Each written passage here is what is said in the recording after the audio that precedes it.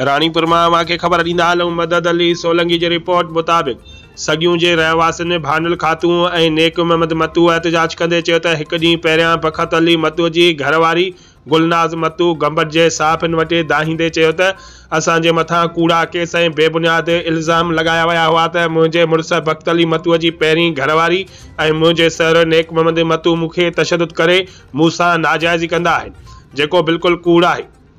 भानुल खातू मतू वधीक साफ़िन सां ॻाल्हाईंदे चयो त आऊं बख़त मतूअ जी पहिरीं घरवारी आहियां। मुंहिंजो मुड़ुस फ़ौज में ड्यूटी कंदो आहे। गुलनाज़ उन जी ॿी घरवारी आहे। असां न उन ते तशद्दुद कयो, न ई का नाजाइज़ी कई आहे।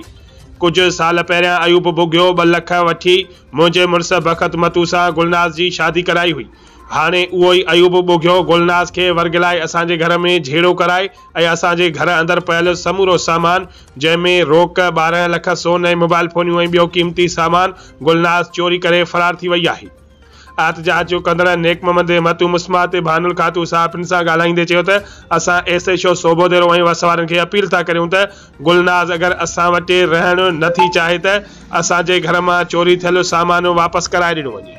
जी अदी छा मसलो आहे? अदा पेरें घर वाले पकता दी मां हां असा के नशो दई भरी वई जा हमारे पुटे भी कोन है सर असा कुछ न कयो था। केर नशो दई भरी वई आ? गुलनाज़ पकता दी नठी माई बड़ी घर वाले मां के भान न असा के नशो दई रात जे वई जा असा सम्या प्या से मुजा बचड़ा मां मुजो सरो छा चोराए वई आ ता जो?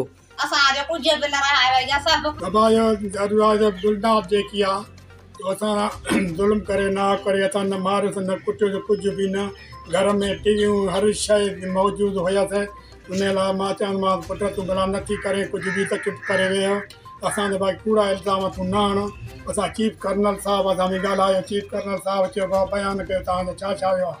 असांजा 12 लख भी खणी वई ऐं 5 लख जो सोन हुयो ॿियो सामान मेड़े असांखे राति जो नशो ॾेई ॿारनि खे सभिनी खे नशो ॾेई असांजो सुबुह जो उथियासीं त माई आहे कोन। पोइ जो पुछा कई अथनि अयूब हिन सां रास्ते में हुयो।